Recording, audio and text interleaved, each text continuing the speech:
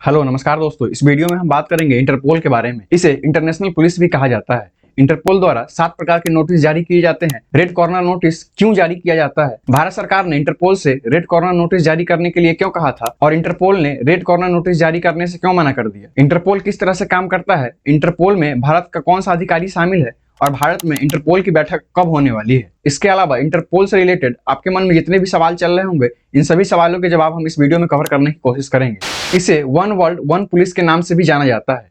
Interpole एक international criminal police organisation है। यह फ्रांस के लियोन में स्थित है।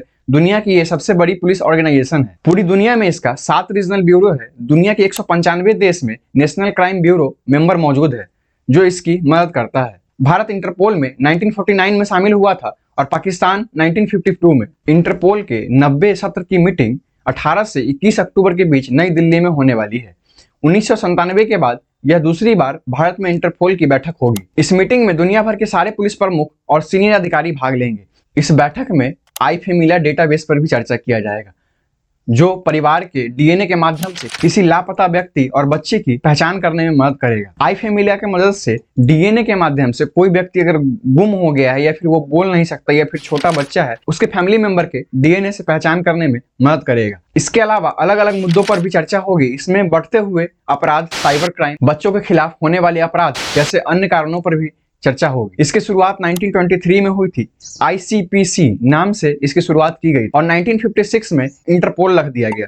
इसका काम बेसिकली दुनिया में कहीं पर भी अपराध हो रहा हो तो उसके जुड़े हुए अपराधियों की जानकारी पूरे देश के साथ साझा करना होता है, ताकि वह व्यक्ति किसी दूसरे देश में जाकर अपराध न कर सके।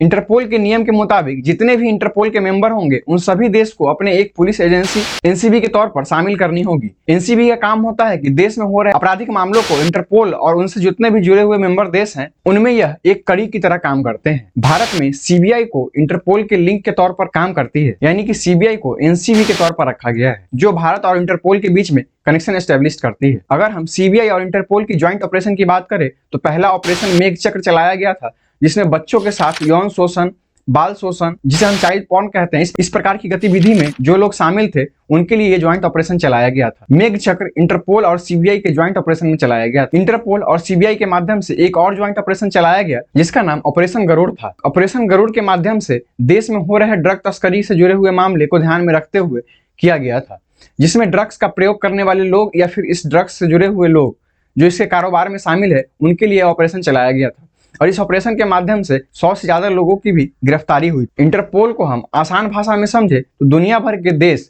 जो इंटरपोल के मेंबर है उन सभी देशों के पुलिस का एक समूह है जिसे इंटरपोल कहा जाता है। जितने भी इंटरपोल देश के मेंबर है उनके द्वारा वोटिंग की जाती है। इंटरपोल का प्रेसिडेंट भी इलेक्शन के माध्यम से चुना जाता है। इंटरपोल के नए राष्ट्रपति के चुनाव करने के लिए तुर्की में इसकी बैठक हुई थी और तुर्की में इंटरपोल के नए राष्ट्रपति से मेरा मतलब है इंटरपोल का हेड, जो इंटरपोल डिपार्टमेंट को लीड करता है। तुर्की में जो वोटिंग हुई थी जिससे प्रेसिडेंट को इलेक्ट किया गया था, ये वही व्यक्ति है, अहमद अल रहीसी, और ये 4 साल तक इंटरपोल का प्रेसिडेंट रहेगा। अल रहीसी प्रेसिडेंट बनने के बाद विवादों में भी रहा है। इंटरपोल का हेडक्वार्टर फ्रांस के लियोन में स्थित है और अल रहीसी का विवाद करने वाला भी खुद फ्रांस ही था।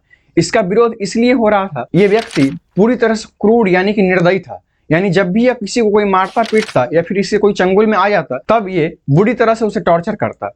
ऐसे में जो व्यक्ति अपराध नहीं भी किया है उसे भी इसे बुरी तरह से टॉर्चर करता था और उस व्यक्ति इसीलिए इसका विरोध हो रहा है। Interpol counter terrorism, organised emerging crime और साइबर क्राइम जैसे क्राइम के ऊपर काम करता है।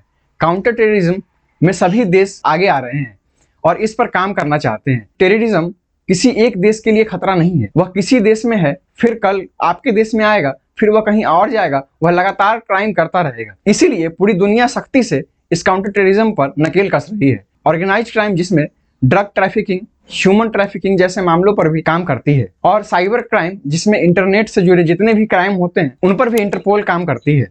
जब कोई देश उसके देश में क्राइम करके कोई अपराधी अगर दूसरे देश में भाग गया है और उसे पकड़ना चाहती है, वैसे व्यक्ति को पकड़ने के लिए इंटरपोल की मदद ली जाती है। इंटरपोल के द्वारा 7 प्रकार के नोटिस जारी किए जाते हैं। ये 7 प्रकार के नोटिस कौन कौन से होते हैं, आइए एक एक करके समझते हैं। रेड कॉर्नर नोटिस ऐसे अपराधियों के लिए जारी किया जाता है जो क्राइम करने के बाद देश में दिखाई नहीं पड़ता या फिर उसे पुलिस नहीं पकड़ पाती, जो दुनिया भर के देश की पुलिस और जांच एजेंसी को अपराधी के बारे में सूचना देने के लिए और उसकी पहचान बताने के लिए रेड कॉर्नर नोटिस का इस्तेमाल किया जाता है। जिस देश का वो अपराधी है उस देश के द्वारा इंटरपोल से रेड नोटिस जारी करने के लिए कहा जाता है। रेड कॉर्नर नोटिस में दो तरह की जानकारियां महत्वपूर्ण होती है।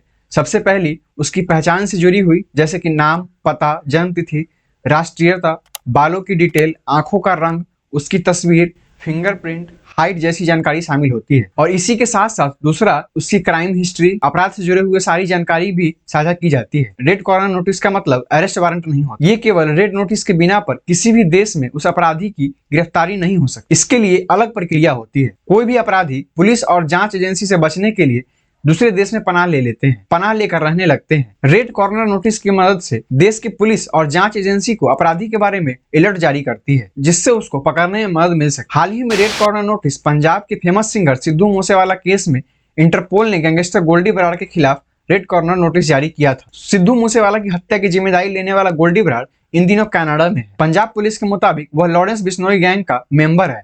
5 साल पहले 2017 में स्टूडेंट वीजा पर यह कनाडा गया था। तब से उसके भारत लौटने की खबर नहीं है, इसलिए उसके खिलाफ रेड कॉर्नर नोटिस जारी किया गया है। जब भी वह कोई देश में स्पॉट किया जाए तो उसकी खबर भारत के सीबीआई को मिल सके। हालांकि कोई भी अपराधी जब किसी देश में स्पॉट किया जाता है तो उसे अपने देश में लाने के लिए बहुत जटिल प्रक्रिया होती है। इसके लिए और भी जरूरी कानूनी प्रक्रियाएं अपनाई जाती है, जो कि बहुत अलग है। इसके बारे में हम किसी और वीडियो में बात करेंगे। इसके अलावा हम ब्लैक नोटिस को समझते हैं। ये हर साल करीब 150 से ज्यादा ब्लैक नोटिस जारी किया जाता है। ये नोटिस अज्ञात शवों की पहचान करने के लिए जारी की जाती है। जैसे भारत में कोई ऐसी बॉडी मिलती है या फिर ऐसा शव मिलता है जिसकी पहचान करना संभव नहीं है, तो उस बॉडी की पहचान करने के लिए भारत सरकार द्वारा इंटरपोल से ब्लैक नोटिस जारी करने की मांग कर सकती है। अब हम ब्लू नोटिस को समझते हैं। किसी शख्स की पहचान करने के लिए या उसकी लोकेशन या उसकी आपराधिक गतिविधियों से जुड़ी हुई जानकारी जुटाने के लिए देश इंटरपोल से ब्लू नोटिस जारी करने की अपील कर सकती है। येलो नोटिस, इस नोटिस का मतलब होता है किडनैपिंग, मानव तस्करी जैसी चीजों से गायब हुए व्यक्ति, नाबालिग बच्चों के बारे में दुनिया भर को अलर्ट करने के लिए यह नोटिस जारी किया जाता है। या फिर किसी ऐसे व्यक्ति जो मानसिक रूप से बीमार है या फिर वो खुद से अपनी पहचान बताने में असक्षम है, इस प्रकार की गतिविधियों के लिए इंटरपोल येलो नोटिस जारी कर सकता है, जिससे उस बच्चे की या उस व्यक्ति की पहचान हो सके। ये पूरी वर्ल्ड के लिए की जाती है। जितने भी नोटिस जारी की जाती है ये किसी एक देश के लिए नहीं, पूरी दुनिया के लिए नोटिस जारी की जाती है। 195 मेंबर है, इन सभी देशों में ये नोटिस जारी किया जाता है। ग्रीन नोटिस या किसी कुख्यात अपराधी की आपराधिक गतिविधियों के बारे में चेतावनी देने के लिए और खुफिया जानकारी के लिए ये नोटिस जारी किया जाता है। यदि सरकार को लगता है कि कोई ऐसा व्यक्ति है जो किसी देश के लिए खतरा उत्पन्न कर सकता है, तो उस व्यक्ति के संबंध में ग्रीन नोटिस जारी करने की अपील भारत सरकार कर सकती है। ऑरेंज नोटिस, जैसे मान लीजिए कि कोई अपराधी किसी देश में बहुत बड़े आपराधिक मामलों को अंजाम देकर किसी दूसरे देश में चला जाता है और फिर उसके पास बहुत ही डेंजरस प्रकार के हथियार है। उस अपराधी और उसके पास डेंजरस हथियार से पूरे देश को रूबरू कराने के लिए किसी दूसरे देश या समाज को खतरा न हो सके, इसलिए ऑरेंज नोटिस जारी किया जाता है।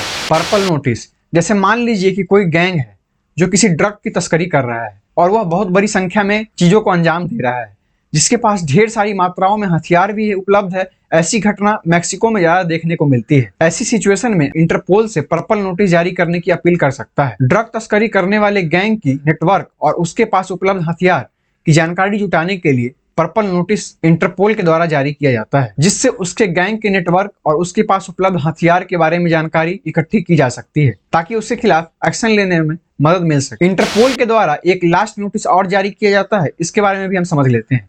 इस नोटिस का कोई रंग नहीं होता है। इस नोटिस का नाम इंटरपोल संयुक्त राष्ट्र सुरक्षा परिषद विशेष नोटिस है, UNSC। इस नोटिस को इसलिए जारी किया जाता है कि यूनाइटेड नेशन के सिक्योरिटी काउंसिल द्वारा किसी संगठन या फिर किसी व्यक्ति पर बैन लगाया जा चुका है, उसकी जानकारी जुटाने के लिए इस नोटिस का इस्तेमाल किया जाता है। किसी भी देश को से जुड़ी हुई जानकारी चाहिए तो उस देश की सरकार उस व्यक्ति के संबंधित जानकारी के लिए ये विशेष प्रकार की नोटिस जारी करने की मांग कर सकती है। हाल ही में आपने सुना होगा कि भारत सरकार इंटरपोल से रेड कॉर्नर नोटिस जारी करने की मांग की थी, लेकिन इंटरपोल ने इस मांग को खारिज कर दिया। क्या है पूरा मामला, आइए समझते हैं। ये वो व्यक्ति है जिसके खिलाफ भारत सरकार ने रेड कॉर्नर नोटिस जारी करने की मांग की थी। इसका नाम है गुरुपतवंत सिंह पन्नू। इस व्यक्ति ने अमेरिका में सिख फॉर जस्टिस नाम से 2007 में एक संगठन की स्थापना की। यह मुख्य तौर पर अलगाववादी संगठन है। इसका उद्देश्य खालिस्तान नाम से एक अलग देश की मांग करना है। इस संगठन को भारत सरकार ने गैर कानून घोषित करते हुए इस पर बैन लगा दिया है। भारत में जो पंजाब वाला एरिया है उसे काट कर खालिस्तान नाम से एक अलग देश की निर्माण करने की मांग ये संगठन करता है। ये संगठन के द्वारा भारत की अखंडता और एकता को तोड़ना चाहता है। लेकिन इस संगठन का कहना है कि सिखों की आवाज पंजाब में दबाई जाती है, स्वेच्छा से अपनी बात रखने की इजाजत नहीं होती है, और यही सब बातों को लेकर ये सिखों को भड़काता है। पंजाब में सिखों की आवाज दबाई जाती है, ऐसा बिल्कुल ना सोचें। अगर इस व्यक्ति के नाम से आप गूगल करेंगे तो ये एक पढ़ा लिखा व्यक्ति है, फिर भी इस प्रकार का संगठन चलाना जो कहीं से भी सही नहीं है। ऐसे ही व्यक्ति के कारण भारत के लिए विष का काम करते हैं। सीबीआई ने इंटरपोल को एप्लीकेशन लिखते हुए बताया था कि ये व्यक्ति कट्टरपंथी, आतंकवादी और अलगाववादी जैसी गतिविधियों में Facebook, Twitter, LinkedIn, Instagram, social media के माध्यम से बाहर में बैठकर भारत में इस तरह की चीजों को अंजाम दे रहा है। इसके अलावा इस पर आरोप है कि भारतीय नेताओं की हत्या, आतंकवाद जैसी संगठन को चलाने के लिए हथियार को खरीदना, अलगाववादी गिरोहों के लिए लोगों को भर्ती करना, इसे अनलॉफुल एक्टिविटी प्रिवेंशन एक्ट 1967 के तहत आतंकवादी घोषित किया गया है, जिसमें और भी 38 लोग शामिल हैं, जिनमें से ये भी एक व्यक्ति है। फरवरी 2021 में NIA नेशनल इन्वेस्टिगेशन एजेंसी की एक स्पेशल अदालत ने इस व्यक्ति के खिलाफ गिरफ्तारी की वारंट जारी की थी। इसी संबंध में सीबीआई ने इंटरपोल को रेड कॉर्नर नोटिस जारी करने के लिए कहा ताकि उसे भारत में लाया जा सके। इंटरपोल ने इसे क्यों इनकार किया, ये बताने से पहले आपको ये समझना है कि अलगाववादी होता क्या है। अलगाववादी हम किसे कहते हैं? अगर एक लाइन में उत्तर दे तो सही नहीं हो, लेकिन फिर भी आप समझने के लिए बस इतना समझ लीजिए, किसी अखंड देश में एक देश की मांग करने वाले नेताओं या लोगों को अलगाववादी कहा जाता है। इंटरपोल ने भारत सरकार के द्वारा पन्नू के खिलाफ रेड कॉर्नर नोटिस मांग को खारिज क्यों कर दिया है, उसके पीछे इंटरपोल का क्या कहना है। पन्नू एक हाई प्रोफाइल सिख अलगाववादी है और ये भी स्वीकार किया है कि सिख फॉर जस्टिस नाम से जो संगठन चल रहे हैं, यह खालिस्तान जैसे देशों की मांग करता है। नियम अनुच्छेद 3 के तहत इंटरपोल राजनीति, सेना और धार्मिक या नस्लीय से जुड़े हुए किसी भी गतिविधि में हस्तक्षेप नहीं कर सकता। और साथ ही यह भी कहा है कि भारत में अनलॉफुल एक्टिविटीज प्रिवेंशन एक्ट 1967 कानून खुद ही विवादित है। जिस कानून के मुताबिक इस व्यक्ति को आतंकवादी घोषित किया गया है, यह कानून भारत में खुद ही विवादित है और पन्नू की गतिविधि में एक स्पष्ट राजनीतिक आयाम नजर आता है। इंटरपोल ने ये सब बातों को कहते हुए रेड कॉर्नर नोटिस जारी करने से इनकार कर दिया है। अब हम आते हैं कि भारत का कौन सा अधिकारी इंटरपोल में शामिल है। परवीन सिन्हा भारत के एक IPS अधिकारी है। 1988 बैच गुजरात कैडर के IPS ऑफिसर हैं, जिन्होंने कोयल स्कैम की जांच की थी। इंटरपोल के टॉप पैनल में जो रहीसी के साथ काम करेगा, उसमें भारत के द्वारा इन्हें भी शामिल किया गया है। इस वीडियो के लिए इतना ही। उम्मीद है दोस्तों ये वीडियो आपको इन्फॉर्मेटिव लगी होगी। इस वीडियो को लाइक करने के साथ साथ हमारे चैनल को सब्सक्राइब भी कर दे। हम डिफेंस, एविएशन के साथ साथ इंटरनेशनल रिलेशन पर भी चर्चा करते हैं और किसी अहम टॉपिक को डिटेल से एक्सप्लेन करने की कोशिश करते हैं। और ये इस प्रकार की वीडियोस अगर देखना आपको पसंद है तो हमारे चैनल को जरूर सब्सक्राइब कर ले, ताकि इस प्रकार की वीडियो आपके लिए हम और ला सकें। इस वीडियो को लास्ट तक देखने के लिए आपका बहुत बहुत धन्यवाद।